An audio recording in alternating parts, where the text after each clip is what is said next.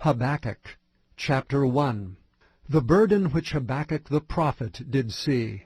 O Lord, how long shall I cry, and thou wilt not hear, even cry out unto thee of violence, and thou wilt not save? Why dost thou show me iniquity, and cause me to behold grievance? For spoiling and violence are before me, and there are that rise up strife and contention.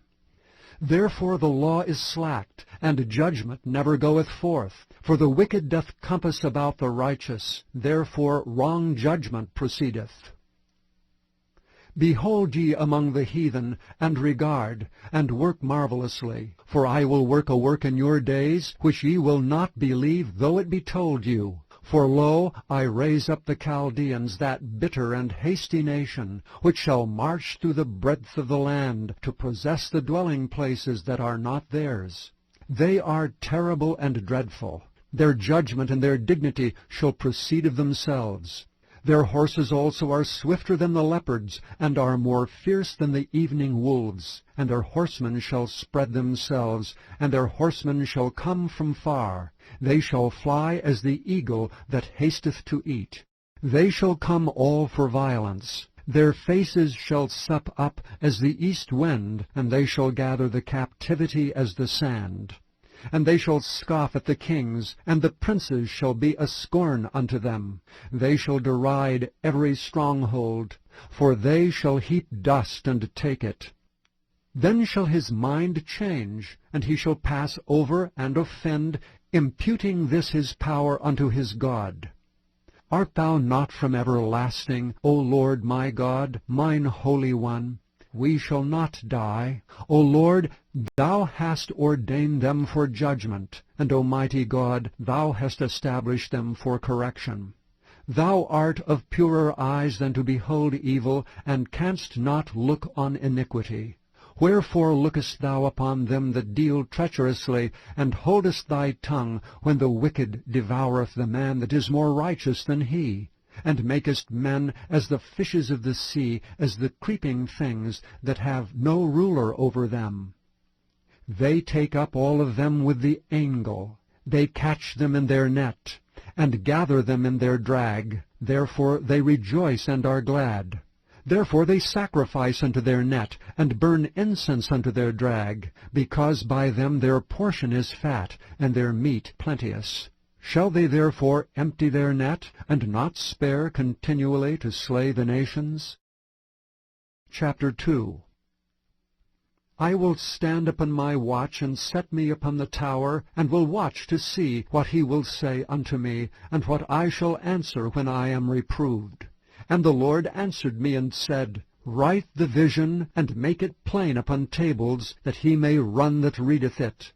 For the vision is yet for an appointed time. But at the end it shall speak and not lie. Though it tarry, wait for it, because it will surely come, it will not tarry.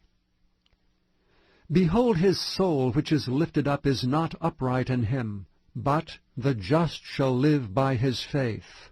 Yea, also because he transgresseth by wine, he is a proud man. Neither keepeth at home, who enlargeth his desire as hell, and is as death, and cannot be satisfied, but gathereth unto him all nations, and heapeth unto him all people. Shall not all these take up a parable against him, and a taunting proverb against him, and say, Woe to him that increaseth that which is not his! How long? And to him that ladeth himself with thick clay. Shall they not rise up suddenly that shall bite thee, and awake that shall vex thee, and thou shalt be for booties unto them? Because thou hast spoiled many nations, all the remnant of the people shall spoil thee, because of men's blood, and for the violence of the land, of the city, and of all that dwell therein. Woe to him that coveteth an evil covetousness to his house, that he may set his nest on high, that he may be delivered from the power of evil. Thou hast consulted shame to thy house by cutting off many people, and hast sinned against thy soul. For the stone shall cry out of the wall, and the beam out of the timber shall answer it. Woe to him that buildeth a town with blood, and establisheth a city by iniquity. Behold, Is it not of the Lord of hosts that the people shall labor in the very fire, and the people shall weary themselves for very vanity? For the earth shall be filled with the knowledge of the glory of the Lord, as the waters cover the sea.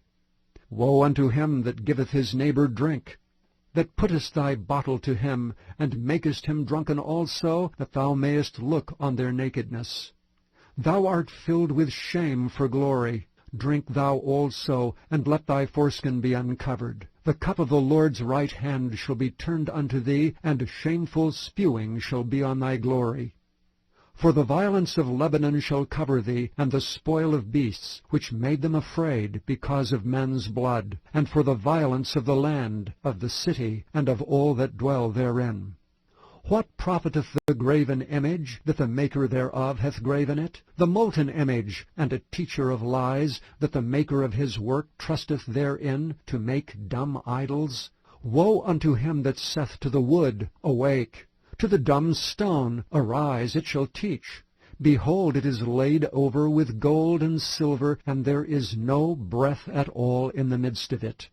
But the Lord is in his holy temple. Let all the earth keep silence before him. Chapter 3. A prayer of Habakkuk the prophet. Upon Shigionoth. O Lord, I have heard thy speech and was afraid. O Lord, revive thy work in the midst of the years. In the midst of the years make known. In wrath remember mercy. God came from Teman, and the Holy One from Mount Paran, Selah. His glory covered the heavens, and the earth was full of his praise. And his brightness was as the light. He had horns coming out of his hand, and there was the hiding of his power. Before him went the pestilence, and burning coals went forth at his feet. He stood and measured the earth. He beheld and drove asunder the nations, and the everlasting mountains were scattered. The perpetual hills did bow. His ways are everlasting. I saw the tents of Cushan in affliction, and the curtains of the land of Midian did tremble. Was the Lord displeased against the rivers? Was thine anger against the rivers? Was thy wrath against the sea, that thou didst ride upon thine horses and thy chariots of salvation? Thy bow was made quite naked according to the oaths of the tribes, even thy word, Selah. Thou didst cleave the earth with rivers. The mountains saw thee, and they trembled. The overflowing of the water passed by. The deep uttered his voice and lifted up his hands on high. The sun and moon stood still in their habitation. At the light of thine arrows they went, and at the shining of thy glittering spear. Thou didst march through the land in indignation. Thou didst thresh the heathen in anger.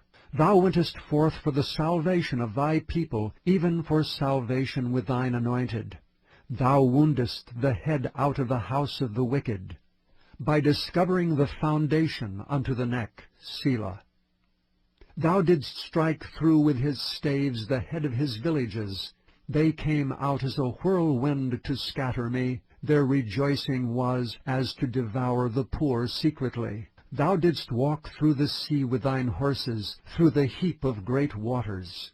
When I heard, my belly trembled, my lips quivered at the voice. Rottenness entered into my bones, and I trembled in myself, that I might rest in the day of trouble.